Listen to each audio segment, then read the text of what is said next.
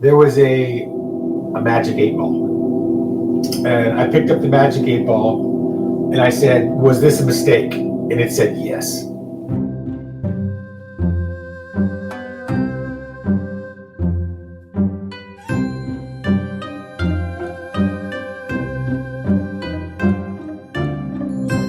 What we could start off with is if you want to tell us a little bit about, who you are, where you're from, what got you into gaming. We'll start with that.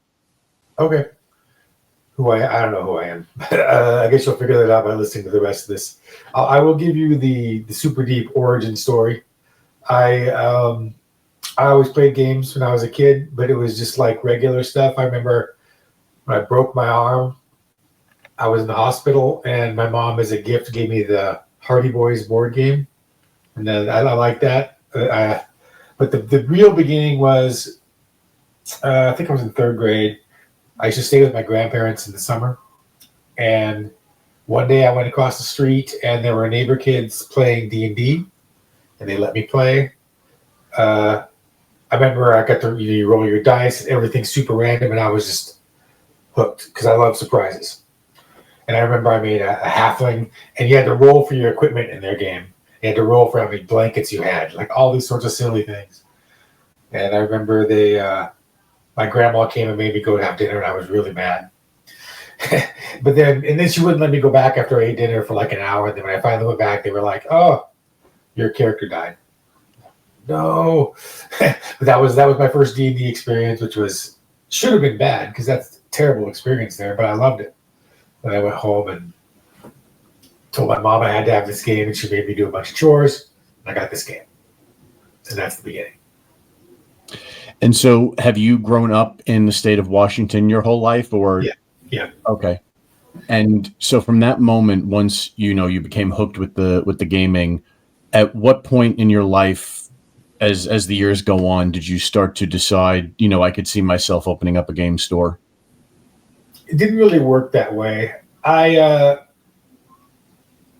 always thought I was going to be a scientist, so I studied like physics in college, something like that at first. But after I graduated from high school, my mom got married for the second time, and she moved away, and so I was kind of living on my own.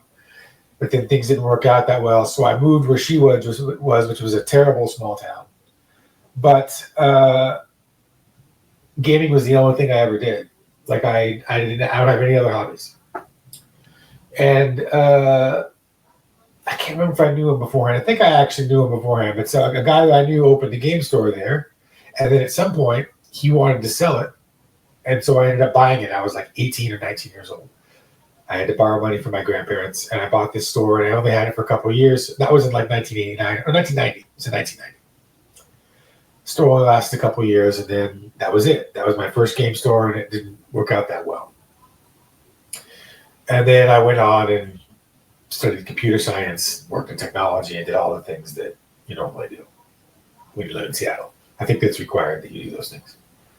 And then 2018, 2019, something like that, I was working for a medical company, and I lost the job. I was still doing tech, but I was working for a medical company.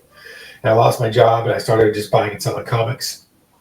And I had a guy that worked for me doing like my marketing on the website and stuff like that. And he said, "There's a game store near where I live that's the owner wants to sell. You should look into it." So I went over there, talked to the guy. The price seemed pretty reasonable. And then, so my wife's from Vietnam. Her brother was getting married in Vietnam. So we left in the middle of my negotiation, and we were in Vietnam for a month. So I had to do these kind of video calls to talk to we just did phone calls. I talked to the owner a few times, and we negotiated a deal. And then I came back, and I bought the store on February 11th of 2020. And within 10 days, the entire country was shut down. And so I had this very difficult to navigate business, but fortunately we made it. What was that like when you were negotiating the deal to acquire the store? Was that, I'm sure there was like some nerves involved in that. I'm kind of wondering like the inner workings, like what's going on in your mind as you're negotiating it. What was it like trying to acquire somebody else's business? Okay. Well, I did that twice because the first time and the second time. The first time I had no idea what I was doing, and I just was like, oh, I just took whatever. The second time was a lot easier. First of all, I was a lot older, I had a lot more experience. And when I worked in tech, I was an analyst. And a lot of what you do as an analyst is you explain technology to business people and you explain business to technology people. So I had like an understanding of both sides of this. And also, from playing a lot of games, I knew about assessing value, drafting, all that kind of stuff, trying to figure out the best way to get something that's going to work for me. My wife, not wife at the time, but wife now, is an accountant. And I had also a lot of experience basically with money and stuff like that. So when Brogan and I started talking, he was actually pretty straightforward. He's like, I want this much money. And I said, would you be open to like a down payment and then part payments? And he's like, sure, but I need 50% up front. And he told me what his number was that he wanted, and it was very reasonable. And actually, I could have just bought it. I had enough cash to just buy the store. But I didn't want to, I wanted to basically have that money available to run the store. So eventually I offered him, he took my first offer. I sat down, I did some calculations, and like, this is going to cost me this much a month, which will be very easy for me to handle. Especially because I already owned my house, and I'm not rich. Like, in fact, I have less money than all the other game store owners around here, but it's enough because I'm not greedy. Like, all my bills are paid off, and I don't really care about buying expensive stuff or doing expensive things. Plus, my wife makes a lot of money, so it doesn't really matter as much. So I just tried to make it. I tried to make the deal that I thought he would take. So it would be the maximum amount of money I could afford, while still having all the money I think I needed to make the business run.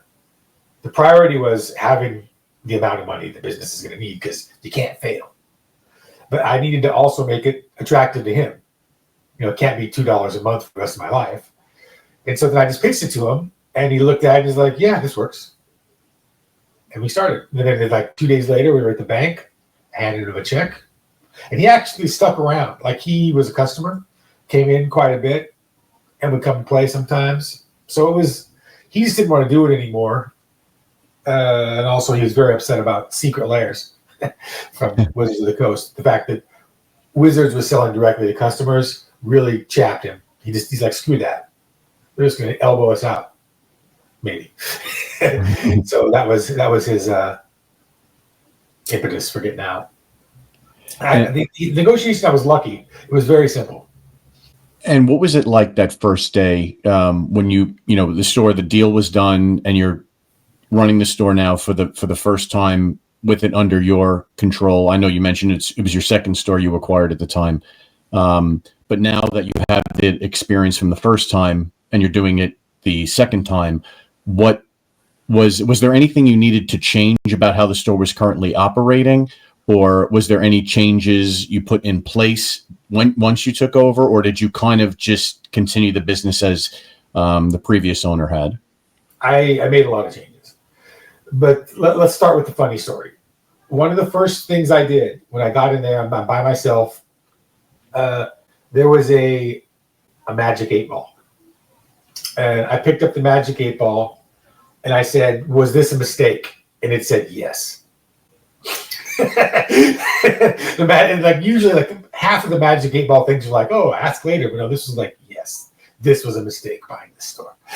That was right off of the beginning. So but I knew going in that we were going to have to make a whole bunch of changes, because Brogan only cared about magic, and the store had a very, very like insultingly small inventory of things besides magic. And even the magic stuff wasn't that good. The inventory was pretty small. What he had done was built a pretty decent community in a place that was relatively cheap. And so I found everything in the store that I didn't think we needed, and I cut the prices super low just to get it out, advertised a bunch, just to generate a bunch of cash. I sold all of the bulk, like all of his cheap magic. You get like 300 or 400,000 cards that were just garbage.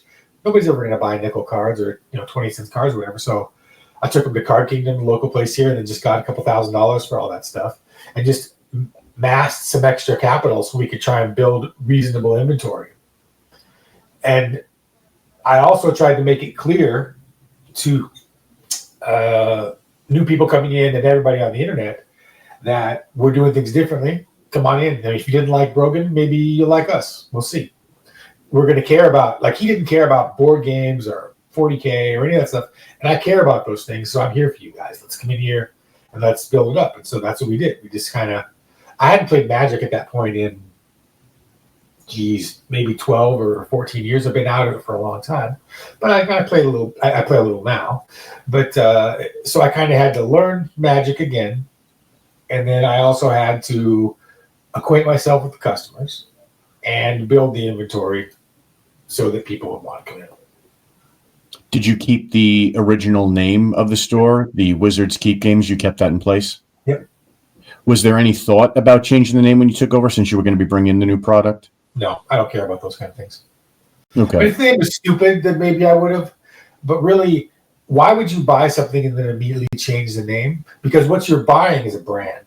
And if you could immediately rebrand, you might as well just start over on your own. And how was the reception once the players saw the changes you were making?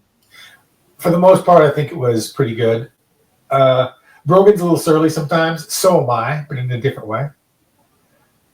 So we kind of, I could bring some people back that maybe he had kind of alienated. And then there were some that maybe I graded on them, and so they went away. But for the most part, I would say 3 out of 4 were in our favor. We were able to 3 out of 4 people. If there were 4 people on the fence of going away or coming back, we get 3 of them back, and 1 of them would go. I see. And how long was the brand established prior to you making that deal? About 2.5 years. 2.5 years. Okay, so it had some stay in the area. What is the gaming scene like out by you? How would you, I guess, depict the popularity of the various types of games that are available? Well, could you think of a better gaming place than Seattle? I mean, Seattle's number 1 as far as I can tell. But how could there be? We've got Wizards of the Coast here. We've got Paizo and WizKids. All of those companies are here. And also you've got tons and tons of people working in tech, making a lot of money and being nerds. And they play games. They just do. So this is a great place to be a gamer. I think it'd be very difficult to find a place. I guess I could be wrong. I haven't been everywhere, right? But I think it'd be hard to find a place that is more gamer focused than Seattle. And so we're very, very lucky there. Would you say having a Wizards of the Coast close by like that, does that help you as a game store owner in, say a game store out in, Montana or something like that? Is there any leverage or benefit from talks with them, or that you can go and speak to them in person? Is there any type of that from your side? There's no benefit directly with Wizards of the Coast. However, the major benefit is when, so if you're working with Wizards of the Coast, they give you lots of free product, but you can't sell any of it. You can trade it, so we get some of that, but you can't sell any of it until you're no longer working there. So while people work at Wizards of the Coast, if they want game stuff, they can come and trade us stuff and get other games. So that happens all the time. We get lots of influx of product from people that are working there. And then when somebody loses their job there, they'll show up and they'll be like, here's 40 boxes of Magic that I've been collecting over the past 10 years. And we get an opportunity to buy that. So we are able to get infusions of product, often very good product, probably more likely than in places in Montana. Like you should say, I don't know, I've never been to Montana, so maybe I'm wrong, but I think that it's likely that we're able to get better infusions of product just by being close to these companies. And what's your day-to-day like with operating the store? We've got 6 employees, and I try to give them as much autonomy as I can. However, frankly, they don't want it. It's not like working in tech at all. So anybody who thinks that you can transition from high tech to owning a game store, it's not what you expect. And the major difference is that people that are working in a retail job are working in that job because they don't want to be, well, not necessarily this. They're often working in that job because they want to have a relatively low stress job related to games. They don't really think all that much. They want you to provide them with direction. And they also understand that it's a relatively low paying job, so there's not a lot of risk. So if they don't do their job that well, it doesn't really matter. Worst case scenario, they lose the job and they just go to get another one. It's just cookie cutter, right? It's not like working in tech. People that work in tech, they're making a lot of money and they're expected to do a lot of things. You can tell them this, do this thing, and they'll figure it out. They're like, here's where you need to go, figure out how to do that. And so I always try to empower the employees to have the ability to use their mind how they want. I don't want to tell you how to accomplish the goal. I'm going to tell you what the end goal is, and then you figure it out. And that actually, to me, that's what I would like. But that's not necessarily what the employees want. They do like to have a lot of what I would consider micromanagement, but what they don't. They want that. They want constant guidance. And that's a struggle for me. Do you think that the struggle comes from your background in tech? I think that, first of all, a lot of it is to do with me being pretty neurodivergent. I see things the way that I see them, and even though I have intellectual flexibility, I don't have like black or white flexibility. A large part of my mind has an understanding of things that it believes is correct. And the other part, like the actual me part at the top, is what has to tell it, no, that's not how the world works. And so it's a constant struggle for me. And tech, like you said, did impact it because working in tech was different. I used to work in retail before I got tech jobs, and it was always a disaster because of these things that I'm talking about. People wouldn't think on their own, they wouldn't accomplish stuff. And then in tech, it wasn't that way. They'd be like, here, figure this out, and I go figure it out. And then coming back the other way, I thought that the world had changed along with me because that's how my mind works, even though that's not realistic. And so it did affect it, but I think a lot of it is it's both nature and nurture in this sense. Is kind of conspiring against me. And I actually do like your management style because myself, I also work in tech. I do web development full time, and the ability to take a problem and solve it myself is something I've always kind of preferred. Do you think that's something that if somebody doesn't have that naturally with them, like, whether it be one of your employees or somebody new you're going to hire, is there a way to get them comfortable with being able to solve problems on their own in a game store environment? Or do you think it's more of something, one of those instincts you're kind of just born with? I think that for many, if not most people, you can develop that. Some people, it's very difficult. Like we have some of our employees, they don't, no matter how much I try to give them freedom to make decisions, they really would prefer me to make the decisions. And it's what it is. You just have to learn that. We do have a couple of employees with technical backgrounds, and they, for the most part, can handle stuff. Like, I'm not in tech anymore. I mean, I had tech for 5 years, and I don't want to ever go back. So when technical things come up, I don't want to fix it. So I'm happy that we've got people now. Like, we have a card sorting machine. We don't have the super expensive one. There's a company that makes a $20,000 one, which seems like, why would you ever pay that? But whatever. We have a much cheaper one that requires supervision and maintenance. And at one point it stopped working and I didn't want to fix it. So I just kind of left it. Well, we hired a new guy that did have a technical background, and I was able to say, hey, this machine's yours now, make it work. And he did. And I tried that with a couple of other employees that didn't have technical backgrounds. And I even offered them, like, if you can get this fixed, I'll give you $100. Still never got fixed. It's just, sometimes you got to find the right person. And what is it like when you're hiring somebody for a job at your store? Like, how rigorous or how flexible would you consider your hiring process? We're very, we're black and white on a couple of things. First of all, you must be an expert in Magic, 100%, because you have to you have to be able to work alone and buy and sell Magic cards. And buying them, that's money. We have to have people that know that, yes, you want to buy a doubling season, and no, you probably don't want to buy Juju Bubble. Things like that. Even though they could look every one of them up on TCG Player, just being able to glance and know the good stuff right away and be able to tell fake, all that kind of stuff. You need to have that. And we also want employees that have enough knowledge about the game that they can make recommendations. So, like, for example, one of the strategies that we use during an interview is I have 4 or 5 commander decks that I have at the store that I play with. And I'll hand them one, and I'll say, what would you do to improve this deck? And just listen to what they have to say. And there have been employees, or there have been people that have been like, usually I use this deck I have called Praise the Lord. It's a Voltron deck. It's the Lord of Tressorhorn. And one time, a guy was looking through the deck, and he's like, I see what you're doing here, this Voltron stuff, but why do you have the Torpor Orb in here?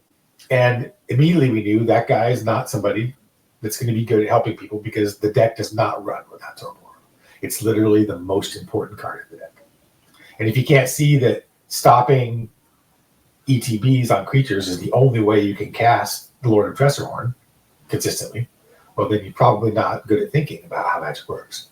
So you got to develop a repeatable process that you can utilize for a lot of different types of people.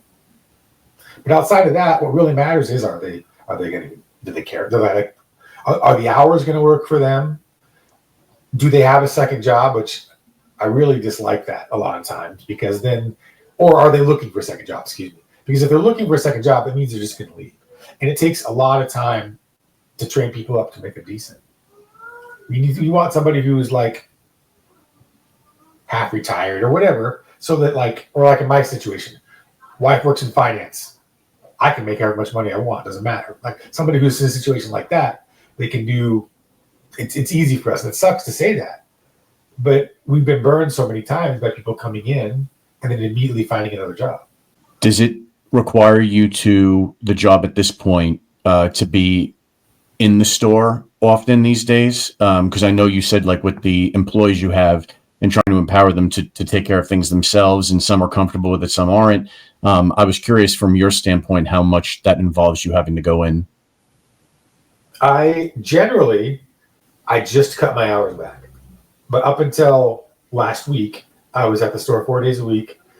Now I work at the store 3 days a week, and I work remotely 2 days. And so I use those 2 days to do payroll, do anything like vendor management, stuff like that. We really need somebody to handle vendor management. We're at the level now where somebody has to be calling our vendors every day. And especially with new products that are hot, sometimes a vendor will get a product in and immediately sell it before it gets on their website or whatever. And so I want somebody to be like, hey, you guys got any Final Fantasy? Or do you guys have any Dragonstorm? And this is one of the most frustrating parts, is because the person, if that person is not able to be proactive, then essentially I'm just doing the job. Like, hey, I need you to call these people and ask them this thing. When in my mind, I'm like, you should have already known that, because this is the 44th time I've told you this. But it is what it is, right?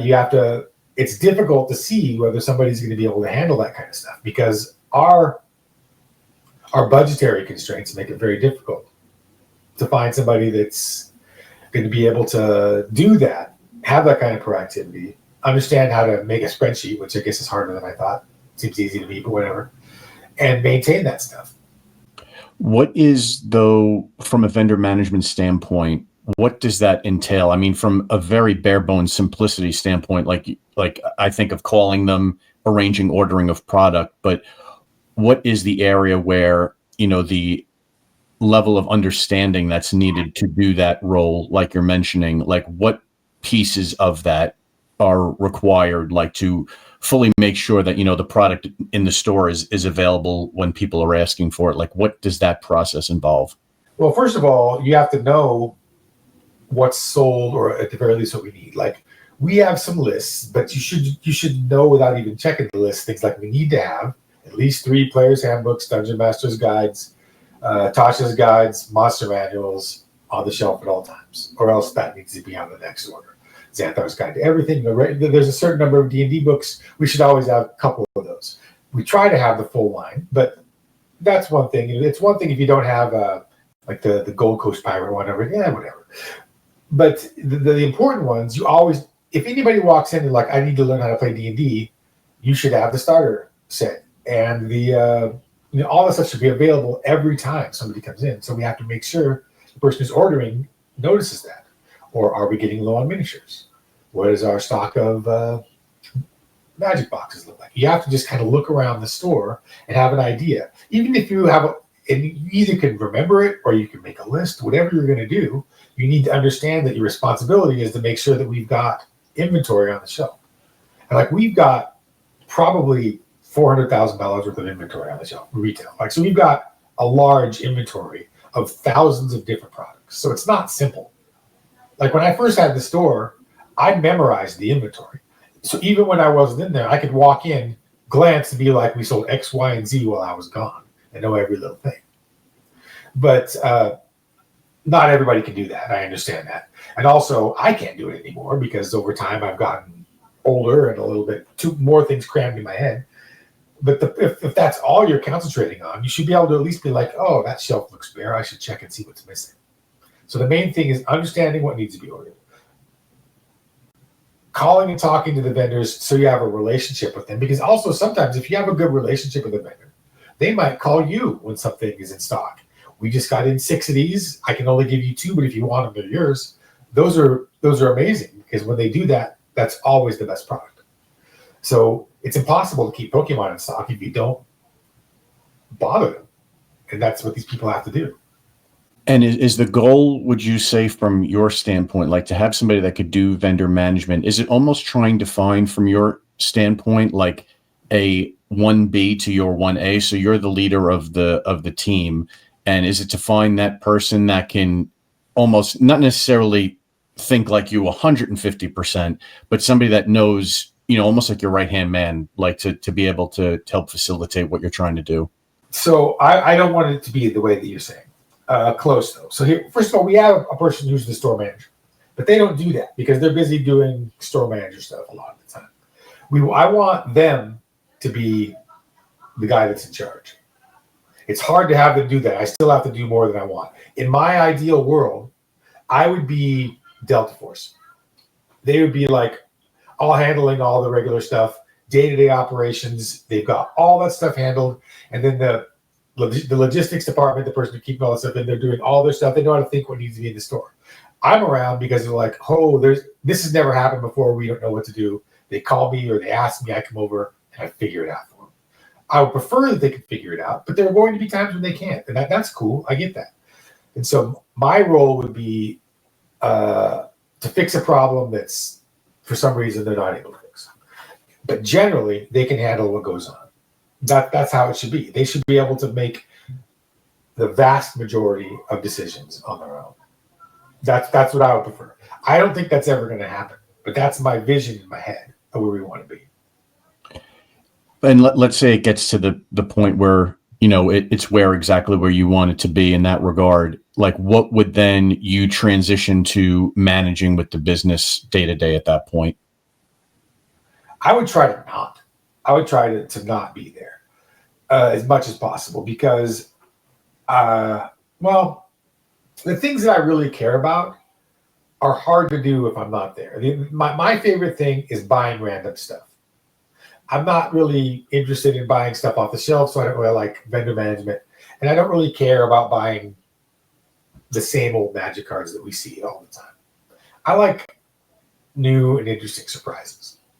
Like if somebody, a few weeks ago, somebody came in with a near complete collection of Deadlands first edition, or first and second edition. And that was super cool. I remember that game. I know the game very well. It was cool to buy all that stuff and look through it. I like that. But the thing is, it's unrealistic. It's never going to be the case where I can only do the things that I want to do. We're going to take a quick break from this podcast to talk about our sponsor, Cardboard Shuffle. Cardboard Shuffle was our 10th podcast interview here at the Match Slip with store owner Mark. Mark has expanded his brand and has produced his own card sleeves called Shuffle Shields. Shuffle Shields come in packs of 100 premium matte card sleeves for standard size trading cards. They contain no PVC and are acid-free. I have 17 packs of Shuffle Shields card sleeves to give away to listeners of the podcast. And to receive your free pack of Shuffle Shields, you'll need to send a screenshot that you're following Cardboard Shuffle on Facebook to frank@thematchslip.com. Is there, would you say, a challenge that you're running into at the moment that, like, I mean, is it like the store can provide like that unwanted stress type of thing, and it's something, always having to look into ways to deal with it? Yeah. So I mentioned before the neurodivergence. There are some things that I struggle with a lot, significantly more than most people. And these are things that I think a lot of people struggle with, but I struggle with them to orders of magnitude more than other people. One of them is Pokemon and One Piece are the two biggest struggles for me. And that's because a lot of the people that are into those, they're not really gamers. They're just kind of peripheral gamers. And they're there to make a quick buck more than they are to play the game and enjoy the game. So there's always are you selling for MSRP? We pay way more than Target does. No, we're not selling for MSRP. Usually, like we used to sell our Pokemon boxes for $30 under MSRP when they went like up until last year. And the thing about that is we were just throwing money away because nobody ever was like, oh my God, your prices are great. They're going to go wherever they're going to go, and selling for a lower price often doesn't help. Sometimes it does. We try. I'm not interested in I don't need to be rich, but we need to keep the doors open, and that means we need to take wins where we can find them. So like right now, sometimes the Pokemon box is $200 for like right after it comes off the shelf. Like the last one, that Team Rocket set, I can't remember what it was called. It was $250 on TCG Player on release day. We sold them for $199.99, which is almost $40 over MSRP, and they lasted like a day. And then you still get people complaining like, "Oh, your price is super high." I'm like, "Yeah, well, our product lasted for 1 day, so no, the prices weren't high." The market disagrees with you. The prices were good, and the thing is, you can't explain that to people because they don't want to hear it. What they hear is, "I have to pay more money." But then if they wanted to sell their cards, it'd be the exact opposite. Like, oh, it says it's worth $50. Like, yeah, right. We need to make a little bit of money too. I'm not trying to be a vulture here, but I am trying to keep the doors open. And our store is 4,100 square feet. So we've got tons of gaming space, all this, and that costs money. The only way we're going to be able to support that is by selling all this product. And we're not a discount location. Our stuff sells for reasonable prices. We're not the highest. There are some places that charge $20, $30 more per box than we do. We're definitely not the cheapest or the most expensive. We're kind of in the middle. And it's very frustrating to me to have to answer those questions over and over. Repeating myself is very hard.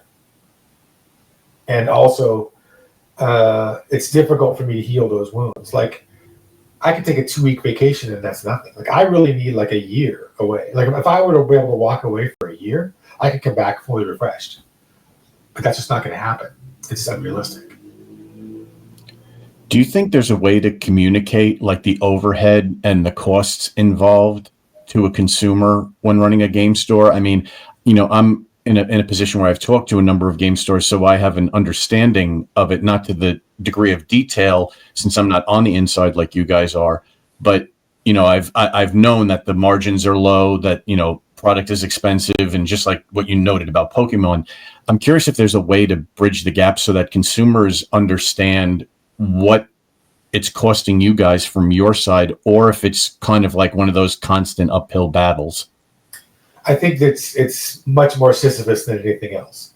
The issue here is that a lot of the people that we're talking about, the ones that are flippers, that are just trying to make a quick buck, you can say any words you want to them. They're not listening. What they're hearing is this is expensive. And there are some people that there definitely are times when you can be like, hey, how can your stuff cost $200? Well, we pay more for this product than they pay at Target. Oh, okay, well, I understand. I can't pay that. That's fine. I guess okay. There are plenty of great customers that listen and understand that will they understand, like, yeah, everybody else is out. That's why you have it. I'll take it. There are plenty of those people. In fact, I would say maybe even there's more of those people. The problem is that the other customers do an inordinate amount of damage to my psyche. Other people can let that stuff run off their back, but it's very difficult for me. And I think that what you're talking about, I could explain, anybody could explain the logistics to them, but they are not really hearing. I don't know if I'm old, so I don't know how old you are, but if you remember White Men Can't Jump, which is a movie with Wesley Snipes and Woody Harrelson. They're talking about Jimi Hendrix, and Wesley Snipes says to him, "You can listen to Jimmy, but you can't hear Jimmy." And that's kind of what we have right here. They'll listen to the words you say, but they will not. They're choosing not to understand what you're saying. Would you say that at this point in time with the store that's the most difficult thing you face, or would you say there's something else at the moment that's been more top of mind? For me, that's the hardest. But see, the thing is, we have a lot of great customers and we have a lot of great people to come in, and I really like to see them. And I'm also, because of my mental illness, hyper focused on errors. And in tech, that was great because I could see all the problems, get in there, smooth those over, and fix them. Because ones and zeros are always ones and zeros. They do their thing. But when you're talking about this stuff, like we're talking about, like when you edit this, I'm going to sound like a jackass. Everybody's going to think that I suck because we're talking about all these things that are bothering me because that's what I remember. But I also have so many great memories. So like after we're done here, I'm going to go to the store and I'm going to play a game of Struggle of Empires with a bunch of people I've never met. Just people that are in our historical wargamers group. They come in once a month because I love to play big games. Our regular board game groups, they want to play 45-minute games. It's a waste of my time. I'm going to go in there and I'm going to play this 4-hour marathon game with just a bunch of random strangers just because I love the game. And I can be passionate about games and talk about this. Like if a customer comes in and they want me to sell them a product, I ask them 2 questions and I'm like, oh, here's the game you want. I can do that very well. But the problem is it's hard if I've had something happen early in the day. It can affect the way I am through the entire day. So I have a reputation of being pretty grumpy because if somebody sets me off early on, or I don't want to put the blame on someone else. If something happens that sets me off, it's difficult for me to recover because of mental illness. And I've actually considered getting a lanyard that I could wear that would tell people I'm mentally unwell. And in some way, like, look, man, I'm essentially autistic. So you need to understand that I could be upset, not at you, but I can't hold it in. And it's hard because a lot of these people, I look at them and I'm like, you're a pretty cool person, but you're annoying me right now. And if you say that to somebody, they don't hear that you're a pretty cool person. They hear you're annoying me right now. And so I struggle with these interpersonal things day to day. And like if you look at our reviews, the vast majority of our reviews are really good. But then there's like 7 or 8 or 10 that talk about how, like one time there was a guy in the store when we had we had this guy that was in Florida that wanted to buy product from us, and we don't ship normally, but we said, okay, we did it. We shipped him a bunch of product. And then one time there was a problem with him and he wouldn't stop calling the store. And I already hate talking on the phone. And so he was calling the store and he was getting mad about some refund or something like that. And a customer came in, the guy called for like the 5th time. And I'm like, would you stop calling me? And like yelling at the guy. And then this other person who was in the store leaves and writes this review. We're like, he was super rude to somebody on the phone. But you haven't seen the other 20 times I've talked to this guy and tried to be reasonable. This is hard dealing with the public. Like, it's weird to think of it this way, where I can do science and math that people think is hard. But to me, it's easy. But talking to you, some random person off the street, might be incredibly hard. And yet that's what I'm doing every day. This whole thing it's a struggle, man. And it's, it's one of those things where, because you don't, like you said, you don't know how somebody on the other side is going to perceive what you're saying without knowing the full context of it all. Yeah. And I've worked a lot to try and learn to keep my mouth shut. But what that does is I just hold it in. And eventually, when I can't do it anymore, I explode. And the random person that I explode on could have maybe just done nothing. Just like one little thing. But they just happen to be the 34th person to ask if we have any One Piece in stock. No, or whatever. Yeah. And then it's a bad experience for them. And they don't deserve that. But then again, it's not like I'm doing this on purpose. It's very hard. Does the playing the game, since you still make the time to do that, does that help alleviate any of the stresses of running a retail store? Does that, like you mentioned, like after this you'll go in and play, like does that help alleviate any of that stress? I don't know. I don't know. I really don't get to very much. I play games once or twice a month like that, like board games or whatever. I play RPGs every other week, usually with my close friends. If it were up to me, I'd be playing games 2 or 3 days a week. Because like I said, I have no other hobbies. I spend all my free time just doing stuff with my wife. And that's fine. That's why we're married, right? But I would dedicate many days per week or per month to games if I could, if I had the appropriate people to do these things with. But it's hard for me to build that because I'm so busy building the stuff at the store. Mm-hmm. There's not really a way to make that work. And for me, I don't know if I play games to alleviate stress. I think I just do it because to me, it's almost like breathing. It's the only thing that's ever made any sense to me. And so I just keep doing it because it's what I've always done.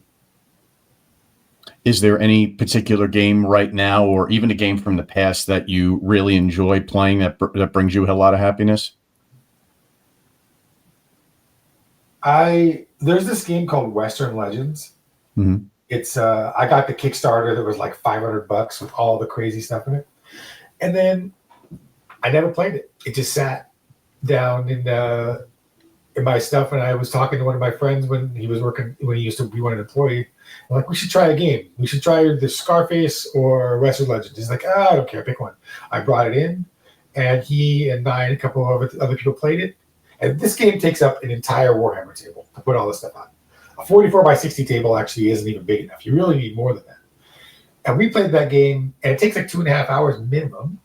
We played that game probably 10 times over the course of 2 months. Just left it set up at the store. And we would just keep playing. The game is amazing. Very replayable. Lots of crazy stuff goes on in it. It's well designed, but not super well designed, right? It's not like an Uwe Rosenberg game where everything is in its exact place. Because there's some amount of randomness and stuff in there. But it's amazing. It's just so much fun to just... there are also, what I like about it, there are many paths to victory, and they're all pretty viable, which is pretty cool. I've always been fascinated by the games that you see on Kickstarter. There's always somebody making something new. The one thing I've always wondered, and I wonder from a game store owner standpoint, if you can enlighten me on this, Magic, as we all know, is probably the number one game. That's the one I always hear is the most successful at stores. Yes. And understandably so. And then you see these independent companies, trying to put their game out on a Kickstarter.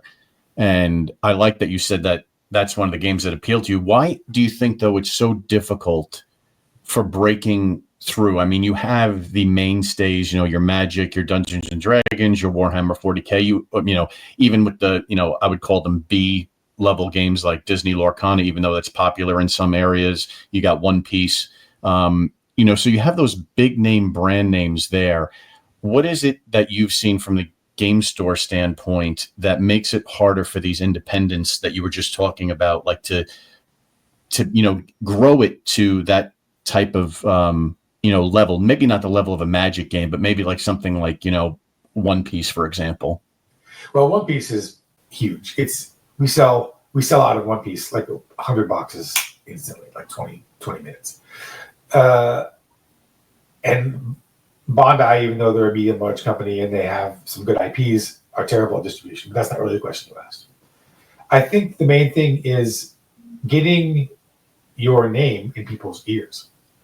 Like I mentioned Western Legends, and now they're distributed by Asmodee. So you can, I can't remember the name of the designer, but you can now order Western Legends from them, from Asmodee. None of the expansions, by the way, which sucks, but you can get the main game at least. I think that people that want to make a game, they get in their idea, or get in their head an idea of something that's going to be cool. They test it with a couple of their friends. They decide this is going to be a great game. And then they're like, let's make a Kickstarter. And then they do it, and either it works or it doesn't. And I think that a lot of those people don't understand the amount of work it takes, even just to promote a Kickstarter. Like one of our friends of the store, I'll call him, just a customer that I like a lot, who also happens to work at Wizards of the Coast, and he also has a friend that is an independent game designer. They designed a game it's a combining robot fighting game. They just had their second Kickstarter, and it's been very, very successful. We have it at the store, and they've talked many times about how the 30 days of the Kickstarter are a nonstop grind of just so many things that you have to do and things that you haven't even planned for, that you just got to do constantly. Aegis is the name of the game. Aegis, yeah. Breeze Grigas is the designer, and Ryan Richford. And the game is good. And they promote that game by going to all the big conventions, having a table, doing all the stuff they need to do. And your game is not going to be successful no matter how good it is if you don't do this sort of stuff. Like, for example, look at role-playing games. Dungeons & Dragons is by far the biggest game. And then the next is probably Pathfinder. And they're essentially the same game. And neither of them are very good. Like, in terms of mechanics, they're not great. I would call them terrible. They're borderline unplayable. But yet, they're super, super popular. But yet, when you look at the number of games that are out there, RPGs now we're talking about specifically, the vast majority of them are rules-light games. Every time somebody's like, oh, I got this new rules-light game idea, I just tune them out. Maybe we'll look at it, the art looks good and bring it in or whatever, but it doesn't matter what they say. The only reason rules-light games come out is because they're easier to make. And the market is flooded with it. We don't need another rules-light game. It's the opposite of what the market needs. But yet people keep making them because the barrier to entry is easy. And then there are also a lot of people that they play D&D, and that's the only game they've ever played, but they really want to play something that doesn't require as much min-maxing or whatever they don't like about D&D. And then they'll just jump over into something like Kids on Bikes, something that's super, super easy. And that's fine. I'm not trying to tell people it's wrong to play D&D. They like it, cool. We're going to carry that for them. I don't think the mechanics are very good, but that's, it's whatever. And I think that a lot of these people lose sight of the fact that unless you're doing something truly innovative, and even then, it all comes down to your marketing. Like Gloomhaven. Gloomhaven as a board game, it's huge because it was amazing. Like, that's the reason why it got so big. But that also started as a Kickstarter, and I was one of the original Kickstarters of Gloomhaven. I remember telling my friends about it. We should get this game, we should check it out. And they came in, we played it, and we were instantly hooked. Because everything about the game was well done. The art, the quality, and the mechanics. It's hard to see that. I think that these people that jump in don't understand what they're getting into, and that's why there's a lot of failures. And you had made mention of it too, from the marketing standpoint being very crucial. Because I've always figured from in any business or anything you're trying to develop and get out there, you want to do your marketing to get your name out there. In the game store world, I've noticed it's a lot of word of mouth that seems to be the driving factor in growing a local game store business. Is it the same from your standpoint with your store, or do you guys do anything to supplement that, maybe like conventions or something of that nature? Okay, I'm glad you brought this up. First of all, we do conventions, but however, our marketing budget is essentially zero. I've spent like under $2,000 on marketing in 5 years. We never ever do any marketing. We probably should. All we do is post on our Facebook and post on our Discord. Once we get you on our Discord, we'll spam you with all sorts. Well, spam. We put lots of crap on our Discord. New product is in. Here's this. Go to the channel. All the stuff there. It's mostly just that. We don't really put a lot of effort into other stuff because I don't see any. The way to make marketing work is to ensure that your marketing plan is measurable in some way, just like in tech, right? If you implement a new process, if you can't see if the process is working, then why is the process even there? This has got to be the same way with marketing. But how are we going to do that unless we have a specific coupon or a deal that we can track how many times it comes in? How are we going to know if our marketing is even working?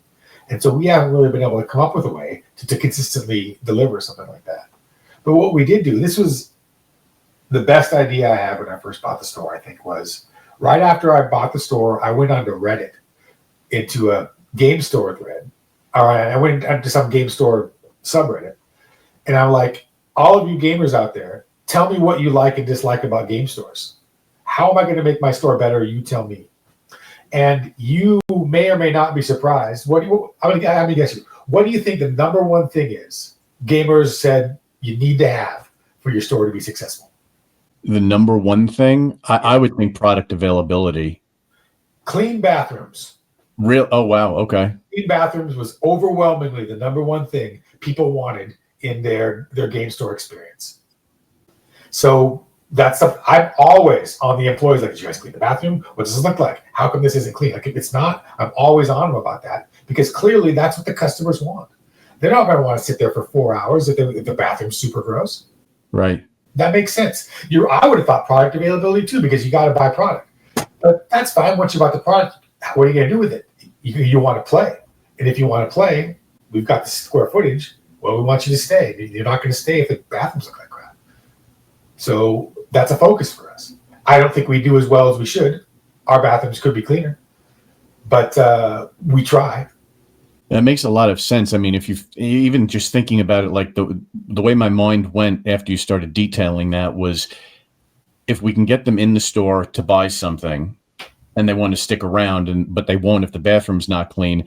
If it is clean, then they stick around, and then the chances are they might buy something else, whether it's a snack, a drink, play in a tournament. You kind of pretty much find that's by a byproduct of increasing the revenue for the store. Yeah. So when I originally bought the store, it was on the backside of a tiny strip mall in a terrible location, and it was 1,800 square feet, something like that. It was small, and there was a medium amount of playability. Then we had a lot of, like, Commander Night was super, super big. But when we moved to the new place we have right now, the reason we wanted 4,000 square feet, like the 4,100 that we got, was because we wanted to have events. We wanted to be able to have big events. And you can't have big events in a small space. And not only that, we wanted to have 2 bathrooms. There's got to be a men's bathroom and a women's bathroom. And we have to have all of the stuff so that people will want to stay there. We have way more snacks now. And hopefully we're going to try and get, like, actual food on some level as well. But we want to make the event experience as good as possible. Because, like, around here, the biggest 40K events, there's one big one in Tacoma, which is, medium-sized city. But then there's also a giant one in Hoquiam, which is a tiny hole-in-the-wall crappy town. I could say it's crappy because I used to live there. Why would people drive all the way out there? Well, because they got a big space and they put the effort, all this kind of stuff. We can do that. Why aren't we doing that? We can get more people because we're closer to where everybody is. We have a major 40K tournament every 3 months, so quarterly, and we have a medium-sized 40K tournament every month. My goal is I want to have our quarterly tournament be as big as the Tacoma one. We don't have enough tables. We're close. Like, we've got 14 Warhammer tables, I think, something like that, and we have the ability. On top of that, we've got 20 regular, like, card tables, or not card tables, 3.5 by 6 foot tables. You can use to play board games, whatever. I would like to make it so we can have a 64-person tournament for 40K in the store. We could if we had tabletoppers or whatever. I would like to do that. We haven't got there yet. But I want to be able to have us be the place where people are like, who has the best events? It's us. Because we have the best space. Like, our space isn't as big as Mox Bellevue, for example, but their place is not well organized. However, they have 20 times the cash we have. So they can do whatever the heck they want. We have to move a little more slowly because we need to be a little bit more cautious with money. But I want to have the best event space. We also need, like, we're also a bunch of guys who don't know how to decorate. So, like, we've got some posters up on the wall and stuff like that, but it looks like crap. Somebody needs to come in and figure that out for us. But I don't really have someone to do that. There are all sorts of little things that if we just had a little bit of help with, could be better, but it's a struggle. With the two things you mentioned there, with having wanting to have the best event space and the decorating in terms of the way things look, would you consider that like the future goal that you have for the store when thinking long term, or is there something else that's been top of mind? Well, right now the first thing we're doing is we need to replace the carpet because the carpets did not last. Never use Empire Today for your carpet. Just don't do it. But we're going to replace the carpet for some laminates or some vinyl, and then we're going to be able to do minor food service in there. So we could have, instead of just having chips and drinks, we'll be able to have like hot dogs and chicken strips, stuff like that. So a little bit more things that we can sell some people. And then once we have that, then we also want to do hopefully some other minor remodeling just so things look better. Because our paint job could be better. There are a lot of things that can be better. And if we're not constantly improving, then why are we there? We need to get better every day. But it's hard. That's it. So food, decorations, and then who knows? Maybe we move into an even bigger spot. Who knows? That would be awesome. I'm sure, you never know what the future holds, but I mean, all the things you've outlined there sound like, it sounds like a store I would want to go to. Cause I mean, I really don't have one by me anymore, but just that you're constantly aware of these things. I mean, like you mentioned, it is a lot, and I commend you for, handling it all, because that is a lot for, essentially one person to have to try to manage everything like that. But yeah, Jason, I really appreciate you taking the time to do this. And before we wrap up, is there anywhere you'd like to point people to that are listening that they can check out and learn more about Wizards Keep games? Well, you can go to our Discord, which you can find from the website. You could, we also have a pretty active Facebook page, or you could just come in. And we always love to see new people. And also, I'll tell you, if you think we're screwing something up, you can just tell me. It's not always easy to hear when something is bad, but we'll listen, think about it, and if we think it's a problem, we'll try and fix it. I can't guarantee that we will, because we don't always agree, but I want things to be better, and it's not better for me, it's better for you. There's only one of me, and there's thousands of customers, so really it's got to be about what the customers want. Well, that's a great way to end off. Thank you again, Jason. I appreciate it. All right, man. We'll see you later.